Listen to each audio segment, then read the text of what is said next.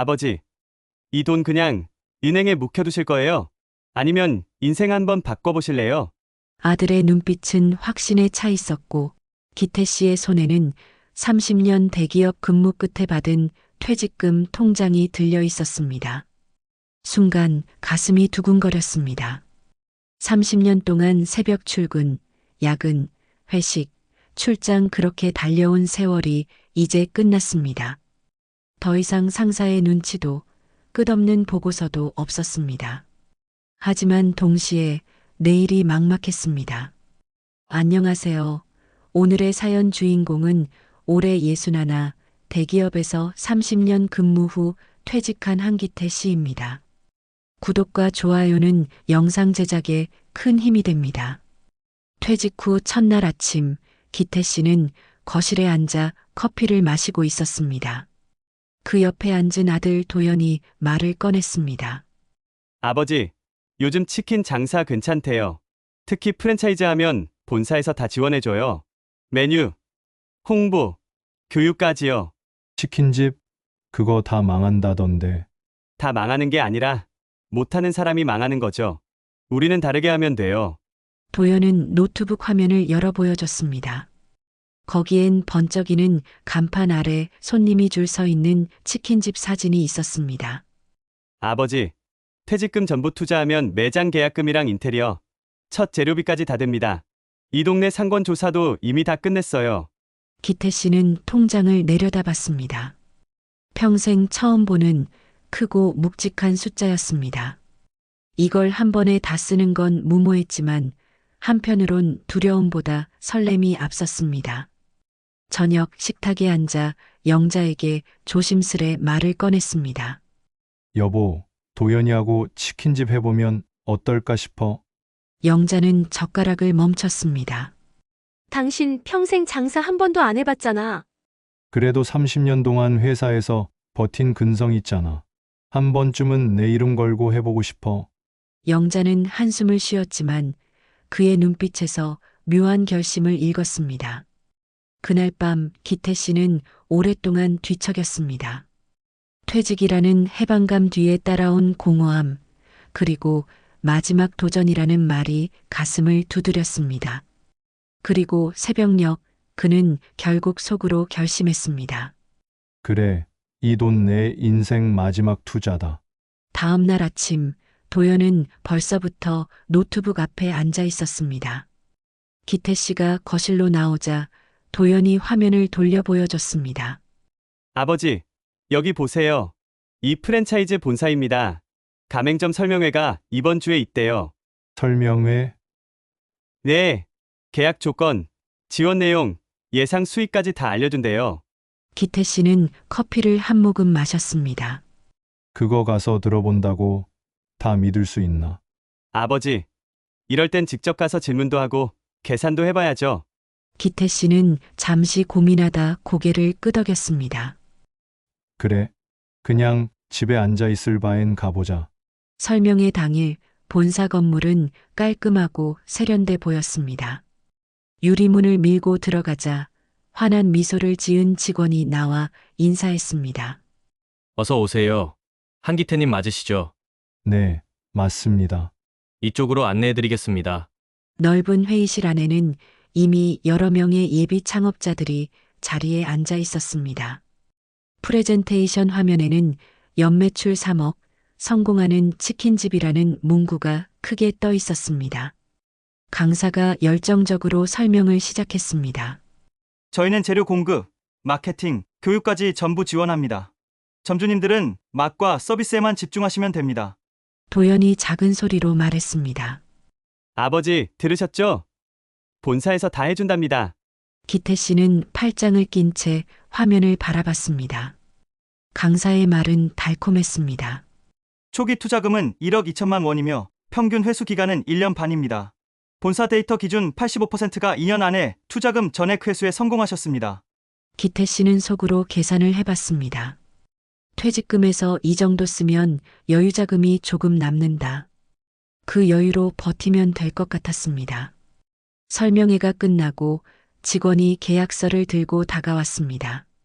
오늘 계약하시면 가맹비 10% 할인 혜택이 있습니다. 도연이 바로 말했습니다. 아버지, 지금 하는 게 좋아요. 기태 씨는 고개를 저었습니다. 일단 생각 좀 해보자. 그러나 집으로 돌아오는 길 그의 발걸음은 묘하게 가벼웠습니다. 마치 이미 결정을 내린 사람처럼 말입니다. 저녁 식탁 위에 된장찌개 냄새가 은근하게 퍼졌습니다. 기태 씨는 밥숟가락을 들다 말고 조심스럽게 입을 열었습니다. 나 치킨집 하려고 한다. 영자가 젓가락을 내려놓았습니다. 당신 설명회 갔다 오더니 벌써 결정했어? 그냥 즉흥적으로 하는 거 아니야. 수치도 보고 계산도 해봤어. 도연이 끼어들었습니다. 엄마, 본사에서 다 지원해준대요.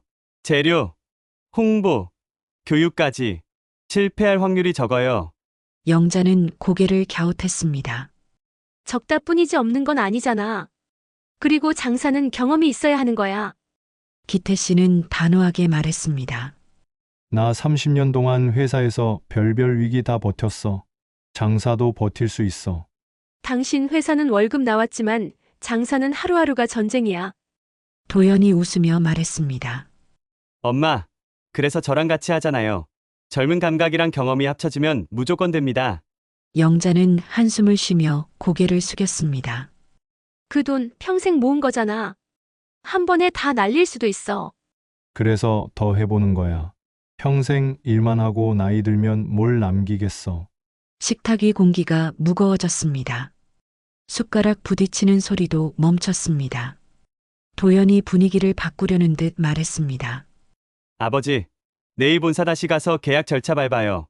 제가 인테리어 업체도 알아놨어요. 기태 씨는 잠시 생각하다가 고개를 끄덕였습니다. 좋아. 내일 계약하자. 그 순간 영자의 눈빛에는 걱정과 체념이 동시에 스쳤습니다. 퇴직금 통장 속 숫자가 이젠 숫자가 아니라 곧 사라질 시간처럼 보였습니다. 다음 날 아침 기태 씨와 도연은 양복 차림으로 본사 건물 앞에 섰습니다. 유리벽에 비친 자신의 모습을 보며 기태 씨는 가슴이 뛰었습니다. 아버지, 오늘이 우리 가게의 첫날이에요. 아직 계약도 안 했는데 무슨 첫날이야. 마음은 이미 첫날이잖아요. 본사 로비에서 직원이 반갑게 맞이했습니다. 어서 오세요. 한기태 점주님. 아직 계약 전인데요. 오늘 계약하실 거죠? 미리 축하드리는 겁니다. 회의실 안에는 계약서와 굵은 볼펜, 그리고 따끈한 커피가 준비되어 있었습니다. 본사 담당자가 조항을 하나씩 설명했습니다. 가맹 계약 기간은 5년, 재계약 시 가맹비 50% 할인. 월 로열티는 매출의 8%입니다. 도연이 바로 물었습니다. 초기 물품비랑 인테리어 비용은 확정가인가요? 네, 변동 없습니다. 3,500만 원 일괄입니다. 기태 씨는 계약서 첫 장을 넘겼습니다. 서명하는 순간 인생이 달라진다는 생각이 들었습니다. 담당자가 웃으며 볼펜을 건넸습니다. 이름 적어주시면 됩니다. 펜 끝이 종이에 닿는 순간 가슴이 묘하게 떨렸습니다. 서명을 마치자 도연이 환하게 웃었습니다. 아버지, 이제 진짜 사장님이네요. 사장님은 무슨 이제부터 시작이지. 본사 직원이 안내했습니다. 다음 주부터 인테리어 들어갑니다. 동시에 점주 교육도 받으셔야 합니다. 교육이요. 네, 조리, 고객 응대, 매장 관리까지 전부 알려드립니다. 건물 밖으로 나오자 겨울바람이 차갑게 불었습니다. 기태 씨는 퇴직 후 처음으로 뚜렷한 목표를 가진 기분이었습니다. 그러나 마음 한편에서는 알 수 없는 불안이 잔물결처럼 일렁이고 있었습니다. 본사 교육장은 넓고 환했습니다. 앞치마와 모자를 쓴 점주 지망생들이 길게 줄지어 서 있었습니다. 도연이 옆에서 속삭였습니다. 아버지, 우리가 제일 나이 많아요. 나이가 무슨 상관이야. 배울 건 배우면 되지. 강사가 힘찬 목소리로 인사했습니다. 여러분, 이제부터 치킨과 함께할 인생이 시작됩니다. 첫 수업은 조리 교육이었습니다. 강사가 닭을 손질하며 설명했습니다. 정량 900g 기준, 시즈닝 20g, 튀김 시간은 12분. 기태 씨는 메모를 하며 따라했습니다. 기름 냄새가 코끝을 자극했지만 그는 묵묵히 튀김 바구니를 들었습니다. 점심시간 휴게실에서 다른 점주들과 인사를 나눴습니다. 어디서 오셨어요? 저는 부산이요.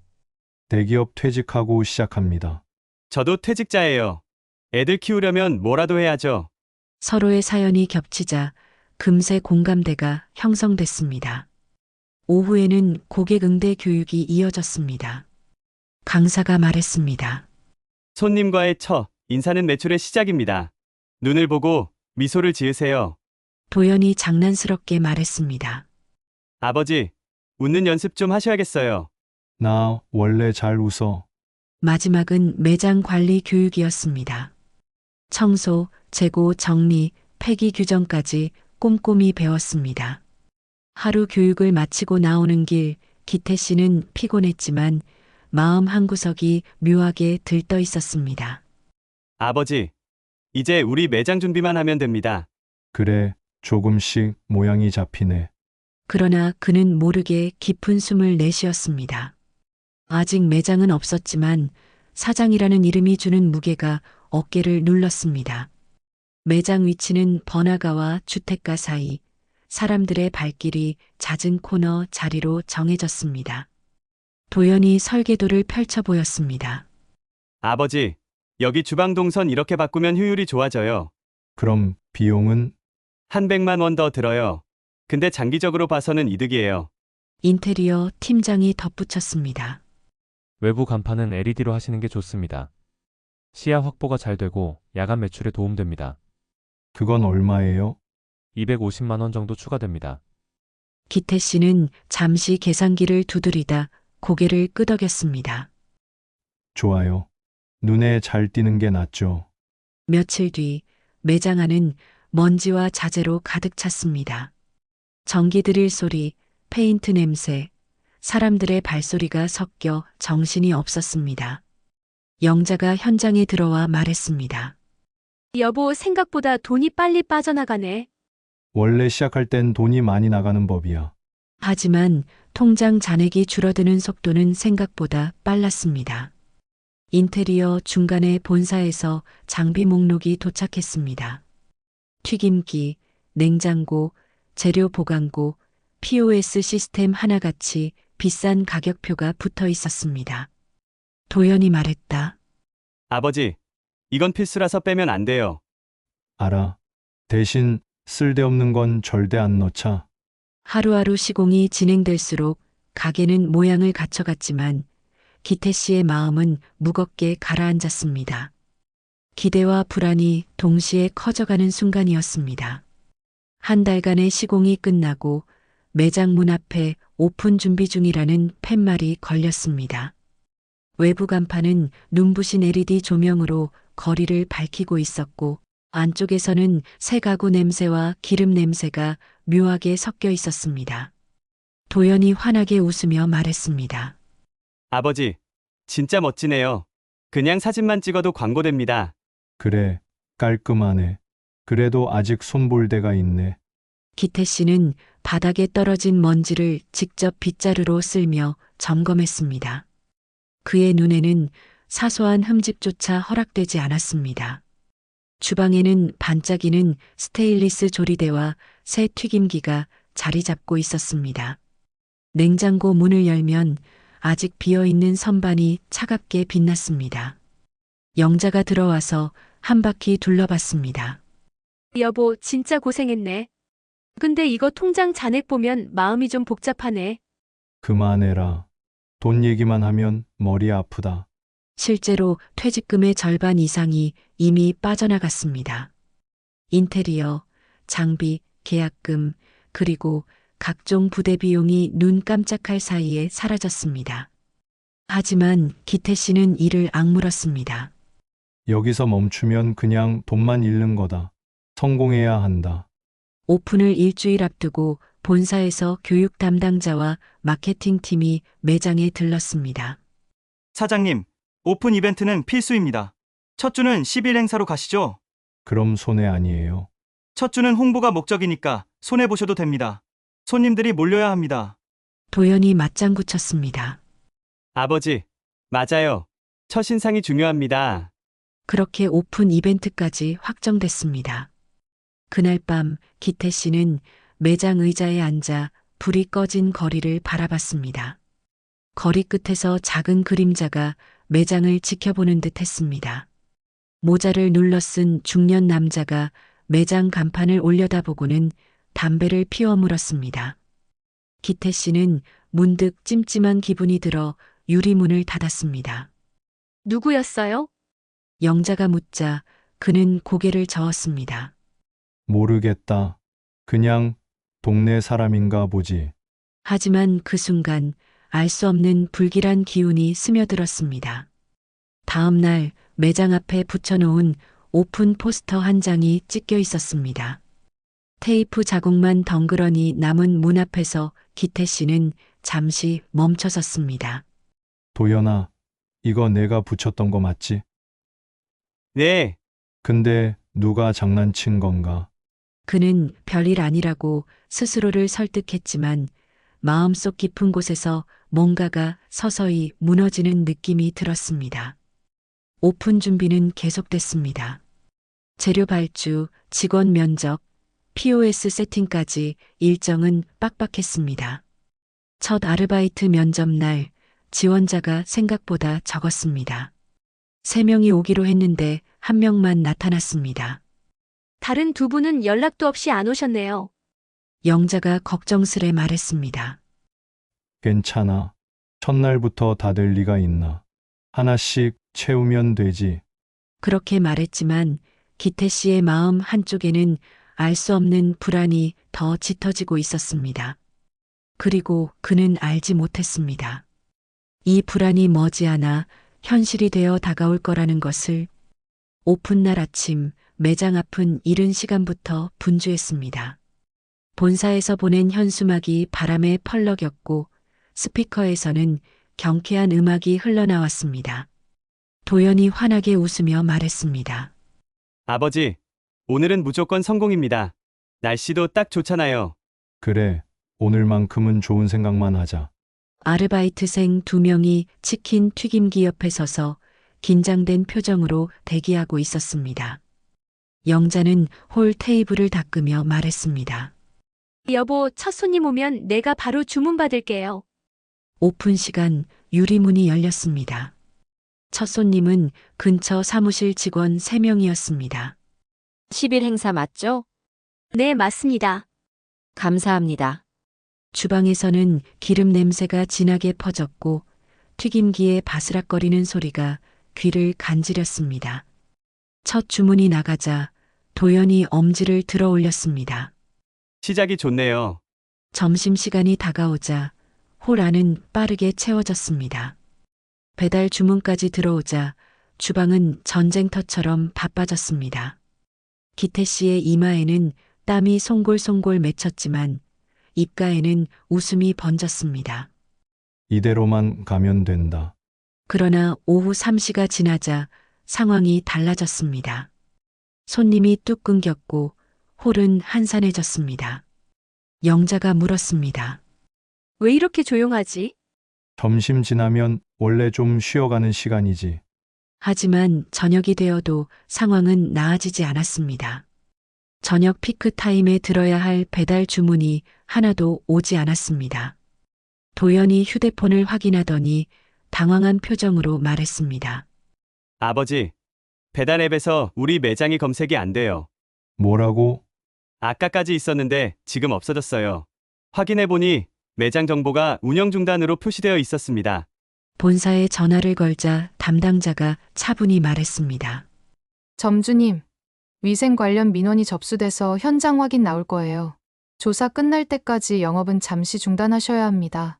우리 오늘 처음 열었는데요. 네. 하지만 규정상 신고가 접수되면 일단 중단 조치가 됩니다. 전화를 끊은 뒤 매장 안 공기는 무겁게 가라앉았습니다. 영자가 속삭였습니다. 여보, 이거 그날 매장 앞에 서 있던 그 남자 집 아닐까? 기태 씨는 대답하지 않았습니다. 대신 깊게 숨을 내쉬며 튀김기를 껐습니다. 첫날의 설렘은 그렇게 허무하게 꺼졌고 남은 것은 식어버린 치킨과 가라앉은 마음뿐이었습니다. 그날 밤 매장 불을 끄고 나오는데 맞은편 건물 창가에서 누군가 그들을 지켜보고 있었습니다. 담배 불빛이 어둠 속에서 깜빡이며 마치 다음을 예고하듯 사라졌다 나타나기를 반복했습니다. 점심 장사가 끝날 무렵 매장 문이 벌컥 열렸습니다. 왕치킨 사장이 느릿하게 들어오더니 카운터에 기대며 말했습니다. 사장님, 요즘 조용하시네요. 기태 씨는 무표정하게 대답했습니다. 장사하느라 바쁩니다. 그렇죠. 근데 우리 동네 장사는 원래 다 같이 가는 겁니다. 너무 욕심내면 서로 힘들어요. 그 말은 웃음 섞인 듯 했지만 기태 씨 귀에는 노골적인 경고처럼 들렸습니다. 영자가 홀 한쪽에서 손을 멈추고 두 사람을 번갈아 바라봤습니다. 기태 씨는 더 말을 붙이지 않고 손님처럼 대했습니다. 주문하시겠습니까? 왕치킨 사장은 웃으며 고개를 저었습니다. 그냥 인사드리러 온 거죠. 그는 그대로 나갔지만 가게 안 공기는 이미 싸늘하게 식어 있었습니다. 점심과 저녁 피크타임 모두 손님 수가 절반으로 줄었고 배달 주문도 간헐적으로만 들어왔습니다. 영자가 장부를 들여다보며 한숨을 내쉬었습니다. 여보, 이번 달 임대료랑 인건비 빼면 남는 게 없어요. 도연이 덧붙였습니다. 이러다 진짜 위험해요. 손님이 안 오는 이유를 찾아야 합니다. 기태 씨는 말을 아꼈지만 속으로는 알았습니다. 초기 오픈 이벤트 효과가 끝나고 주변 경쟁이 치열해지면서 가게가 빠르게 힘을 잃고 있다는 것을. 외부의 견제는 잠시였고 이제 진짜 문제는 내부에서 터지고 있었습니다. 그는 깊게 숨을 들이마셨습니다. 이대로 가면 버티지 못한다. 뭔가 변화를 줘야 한다. 그리고 그 변화는 결국 남은 퇴직금을 더 쓰는 일일 수밖에 없었습니다. 매출 하락이 계속됐습니다. 점심시간에도 홀 테이블 절반이 비어 있었고 배달 주문은 하루 5건이 채 되지 않았습니다. 영자가 장부를 내밀었습니다. 여보, 이번 달은 고정비만 해도 매출을 넘었어요. 적자입니다. 기태 씨는 묵묵히 장부를 넘겨보았습니다. 그때 도연이 말을 꺼냈습니다. 아버지, 마케팅을 늘려야 합니다. 지금 광고비로는 부족합니다. 그거 돈만 나가지 않겠냐? 아닙니다. 배달 앱 상단 노출, 할인 쿠폰, 리뷰 이벤트 지금이 아니면 타이밍을 놓칩니다. 영자가 고개를 저었습니다. 그렇게 하면 한 달에 수백만 원이 더 나갑니다. 이대로 가면 망하는 건 똑같습니다. 차라리 시도라도 해야 합니다. 도연의 단호한 말에 기태 씨는 잠시 생각하다 고개를 끄덕였습니다. 그날 퇴직금 계좌에서 1천만 원이 빠져나갔습니다. 전단지와 배너가 가게 앞에 걸리고 배달 앱에는 파격 할인 문구가 올라갔습니다. 손님은 잠시 늘었지만 이익은 거의 남지 않았습니다. 그럼에도 도연은 계속 밀어붙였습니다. 광고를 시작한 지 2주째 도연은 변화를 기대했습니다. 그러나 매출은 소폭 올랐을 뿐 여전히 적자였습니다. 영자가 장부를 가리키며 말했습니다. 이건 장사하는 게 아니라 돈을 태우는 겁니다. 그래도 손님 발길이 조금은 늘었습니다. 계속 밀어붙이면 성과가 날 겁니다. 기태 씨는 조용히 듣고만 있었습니다. 그때 도연이 새로운 제안을 꺼냈습니다. 홀 분위기를 바꿉시다. 인테리어만 조금 손보면 다릅니다. 영자가 즉시 반대했습니다. 프랜차이즈라서 임의로 바꾸면 안 된다. 규정 어기면 벌금도 내야 돼. 도연은 잠시 입을 다물었지만 곧 다시 말을 꺼냈습니다. 그럼 규정 안에서 할 수 있는 건 다 해봅시다. 조명 밝기, 테이블 배치라도 바꿉시다. 결국 가게 구조를 조금 바꾸고 광고비를 추가로 투입했습니다.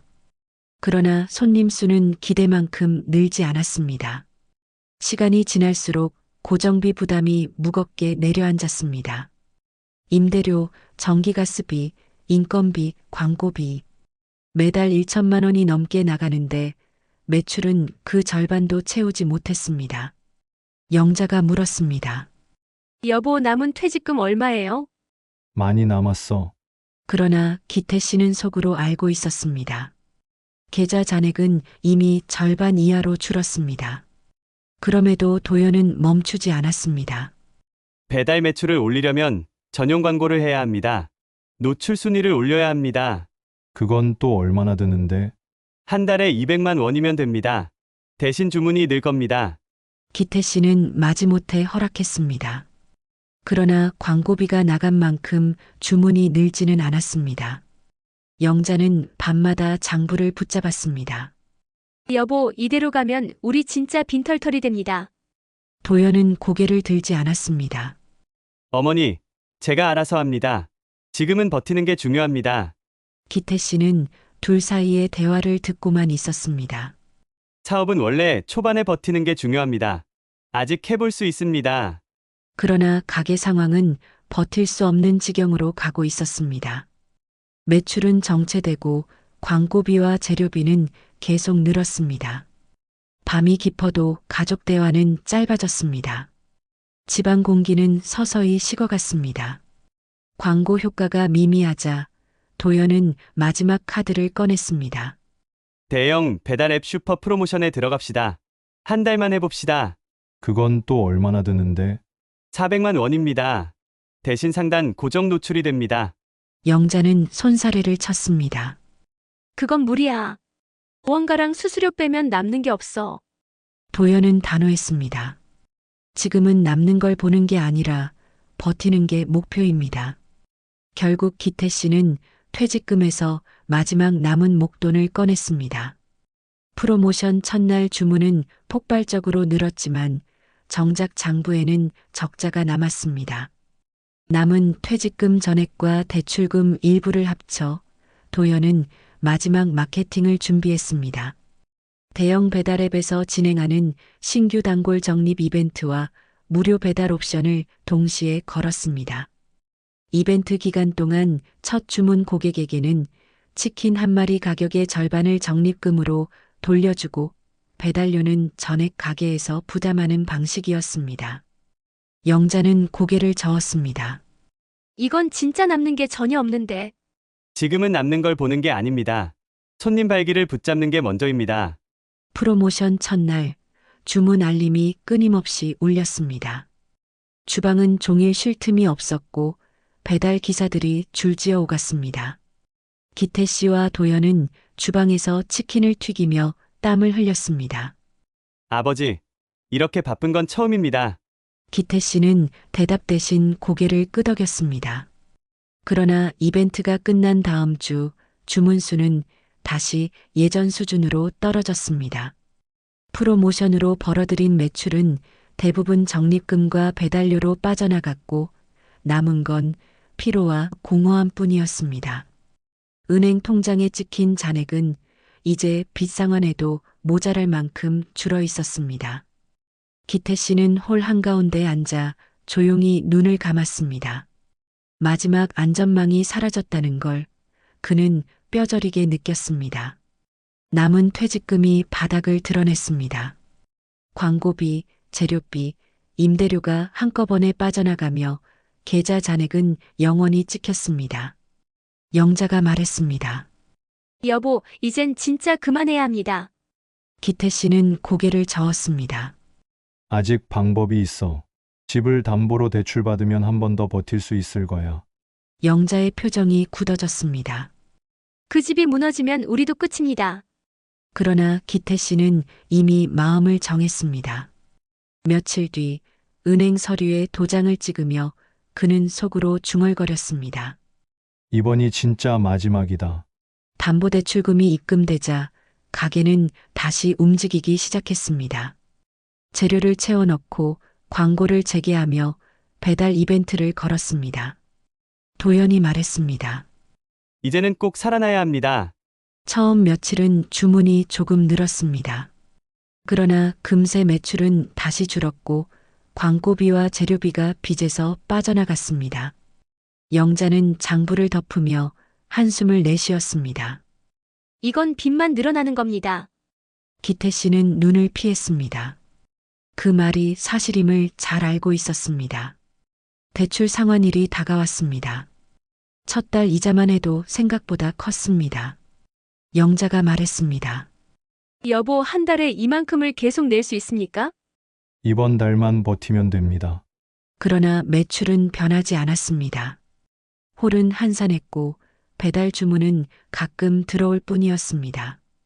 재료비를 아끼기 위해 메뉴 준비량을 줄였지만 그것도 한계가 있었습니다.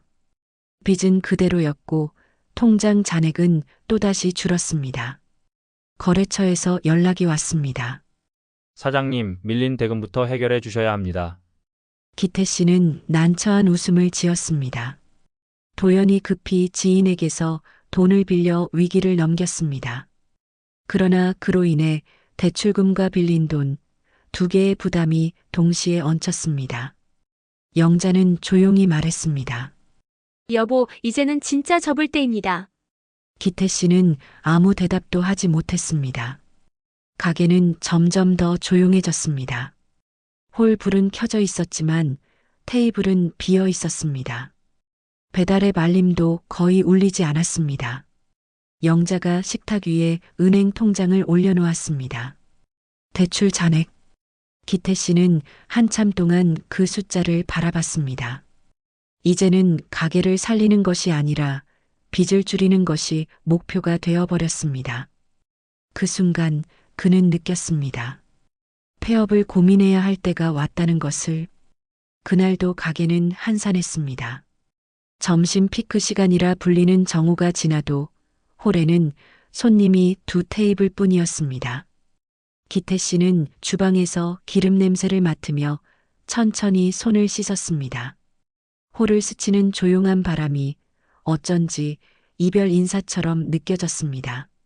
그때 영자가 들어와 식탁 위에 종이 뭉치를 내려놓았습니다. 이게 이번 달까지 밀린 대금이에요. 그 위에는 은행에서 온 상환 안내서도 함께 놓여 있었습니다. 기태 씨는 서류를 들여다보다 이마를 짚었습니다. 숫자가 눈앞에서 튀어나올 듯 선명했습니다. 이제 그만합시다. 더 늦으면 우리 진짜 집까지 잃습니다. 영자의 목소리는 단호했지만 떨림이 묻어 있었습니다. 도연은 가만히 두 사람을 번갈아 보았습니다. 아버지, 더하면 안 됩니다. 저도 처음엔 욕심이었어요. 우리 이제 그만하죠. 그 말이 가슴을 깊게 파고들었습니다. 기태 씨는 의자에 앉아 눈을 감았습니다. 지금까지 버티며 흘린 땀과 돈, 그리고 자존심이 한순간에 무너지는 기분이었습니다. 그렇지만 가족의 얼굴을 보니 더는 미룰 수 없다는 생각이 들었습니다. 그날 저녁 그는 조용히 폐업을 결심했습니다. 폐업 결심을 한 다음 날 기태 씨는 가게 문을 열며 주방의 모든 기계를 바라봤습니다. 튀김기, 냉장고, 조리대 모두 함께 고생한 동료 같았습니다. 오늘부터 마지막 영업 준비합니다. 그 말에 영자와 도연은 고개를 끄덕였습니다. 마지막이라고 하니 이상하게 손이 느려졌습니다. 치킨을 튀기는 소리가 평소보다 크게 울렸습니다. 그날 손님은 평소보다 조금 많았습니다. 단골 몇 명이 찾아와 문 닫는다고 들었어요? 라며 안타까워했습니다. 기태 씨는 웃으며 고개를 끄덕였습니다. 그동안 고마웠습니다. 저녁 무렵 가게 문 앞에 붙일 폐업 안내문을 준비했습니다. 하얀 종이에 굵은 글씨로 이달 말 영업 종료라고 적었습니다. 마지막 손님이 나간 뒤 가게 불을 끄고 의자 위에 올라 테이블을 정리했습니다. 홀 안은 곧 텅 비었습니다. 그 텅 빈 공간이 앞으로의 인생을 예고하는 듯 했습니다. 폐업 준비는 생각보다 복잡했습니다. 프랜차이즈 본사에 폐점 의사를 알리고 계약 위약금과 잔여 재료 처리비를 계산해야 했습니다. 영자는 본사 담당자와 통화를 마친 뒤 한숨을 길게 내쉬었습니다. 위약금이 이렇게 많을 줄 몰랐습니다. 기태 씨는 고개를 끄덕였습니다. 이제는 놀랍지도 않았습니다. 주방 기계를 중고업체에 넘기고 테이블과 의자도 처분했습니다. 도연은 벽에 걸린 간판을 떼어냈습니다. 간판이 바닥에 놓이는 순간 가슴이 철렁 내려앉았습니다. 그날 밤 가게 안은 비워진 창고처럼 쓸쓸했습니다. 기태 씨는 홀 한가운데 서서 지난 1년의 장면들을 떠올렸습니다. 손님이 몰려 정신없던 날, 배달 주문이 쏟아졌던 날, 그리고 한가로웠던 날들까지 모든 것이 끝나버렸다는 사실이 비로소 실감났습니다. 폐업 후에도 빚은 남아 있었습니다. 집을 담보로 받은 대출 상환이 가장 큰 문제였습니다. 영자가 말했습니다. 이 집을 팔고 더 작은 집으로 옮깁시다. 이대로는 버틸 수 없습니다. 기태 씨는 말없이 거실을 둘러봤습니다. 30년 가까이 살며 아이를 키우고 수많은 추억을 만든 집이었습니다. 그런데 이젠 그 집이 짐이 되어버렸습니다. 며칠 뒤 부동산 중개인이 집을 둘러보고 시세를 말했습니다. 팔면 대출은 다 갚고 조금 남을 겁니다. 그 조금 남는 돈이 앞으로의 전부가 된다는 사실이 씁쓸했습니다. 결국 집을 내놓기로 결정했습니다. 이삿날 거실 한쪽에는 박스가 산처럼 쌓였습니다. 영자는 오래된 찬장 문을 닫으며 눈가를 훔쳤습니다. 도연은 말없이 짐을 날랐습니다. 기태 씨는 마지막으로 빈 집을 둘러봤습니다. 햇살이 비치는 거실, 벽에 남은 못자국, 오래된 소파 자국까지 모든 것이 눈에 들어왔습니다. 잘 있었어. 그는 작게 중얼거리고 문을 닫았습니다. 새 집은 예전보다 훨씬 작고 오래된 아파트였습니다. 짐을 풀며 영자가 말했습니다. 그래도 우리 셋이 같이 있으면 됩니다. 기태 씨는 그 말을 듣고 잠시 고개를 끄덕였습니다. 그러나 마음 한켠에는 씁쓸함이 가시지 않았습니다. 퇴직 후에 노년을 편히 보낼 거라 생각했지만 현실은 달랐습니다. 창문 밖 작은 골목을 바라보며 그는 조용히 한숨을 내쉬었습니다. 작은 아파트 단지는 조용했습니다. 창문 밖으로 보이는 건 좁은 골목과 오래된 상가 몇 개뿐이었습니다. 기태 씨는 이삿짐을 풀면서도 마음이 무거웠습니다. 이웃 몇 명이 지나가다 새로 이사 온 가족을 힐끗 보았습니다. 저 집이 전세래? 아니, 집 팔고 왔다더라. 작은 목소리들이 바람에 섞여 들렸습니다. 영자는 애써 웃으며 짐을 정리했지만 표정 속 피로를 감출 수 없었습니다. 도연은 방 한구석에서 노트북을 켜고 있었습니다. 아버지, 당분간은 제가 돈 벌어서 생활비 보탤게요. 기태 씨는 대답 대신 박스를 열었습니다. 그 안에는 가게에서 쓰던 앞치마와 메뉴판이 들어 있었습니다. 그것을 꺼내 손끝으로 쓰다듬다 그는 조용히 박스를 덮었습니다. 이사 후 기태 씨는 밖에 나가는 걸 꺼렸습니다. 아침마다 골목 끝 편의점에 가는 것이 전부였습니다. 어느 날 옛 동료에게서 전화가 왔습니다. 형, 가게 잘 되고 있죠? 순간 대답이 목에 걸렸습니다. 아, 그만뒀어. 전화기 너머로 짧은 침묵이 흘렀습니다. 그래, 힘들었겠다. 그 말에 기태 씨는 억지로 웃음을 지었습니다. 그날 밤 영자가 말했습니다. 여보, 숨을 필요 없습니다. 우리만 그런 거 아니에요. 기태 씨는 대답하지 않았습니다. 하지만 마음속 깊은 곳에서 실패한 사람이라는 낙인이 무겁게 눌렀습니다. 어느 저녁 세 식구가 모여 저녁을 먹었습니다. 도연이 갑자기 말을 꺼냈습니다. 아버지, 저는 이번 일로 많이 배웠습니다. 사업이란 게 마음만으로 되는 게 아니라는 거요. 기태 씨는 젓가락을 멈췄습니다. 너한테 미안하다. 내가 시작하자고 했는데 내가 막지 못했어. 아니요, 제 욕심이었어요. 하지만 그래도 같이 해본 건 후회 안 합니다. 영자가 조용히 미소를 지었습니다. 우리 셋이 아직 같이 있으니 된 겁니다. 그 말이 식탁 위 공기를 조금은 부드럽게 만들었습니다. 이사 온 지 한 달쯤 지나자 기태 씨는 조금씩 동네를 걸어 다니기 시작했습니다. 아침에 시장을 돌며 필요한 식재료를 사고 공원 벤치에 앉아 신문을 읽었습니다. 동네 치킨집 사장이 인사를 건넸습니다. 사장님, 예전에 장사하셨죠? 네, 조금 했습니다. 그럼 제가 모르는 거 좀 알려주세요. 요즘 배달이 어렵네요. 기태 씨는 잠시 망설이다 자신의 경험을 이야기했습니다. 실패담이었지만 듣는 사람은 고개를 끄덕이며 메모를 했습니다. 그 순간 마음속 무게가 조금은 가벼워졌습니다. 어느 봄날 기태 씨는 작은 아파트 베란다에서 커피를 마셨습니다. 햇살이 따뜻했지만 마음은 여전히 쓸쓸했습니다. 퇴직 후 편안한 노년을 꿈꿨지만 현실은 그 반대였습니다. 그러나 그는 깨달았습니다. 돈을 잃은 건 아팠지만 가족이 곁에 있는 한 완전히 무너진 건 아니라는 것을. 영자가 베란다로 나와 말했습니다. 여보, 오늘은 도현이랑 같이 시장 가요. 기태 씨는 조용히 고개를 끄덕였습니다. 이제 그는 알고 있었습니다. 다시 큰 돈을 벌 순 없어도 하루하루를 지키는 것이 가장 큰 성공이라는 것을. 오늘 사연 끝까지 시청해 주셔서 진심으로 감사합니다. 여러분의 구독과 좋아요는 다음 이야기를 만드는데 큰 힘이 됩니다.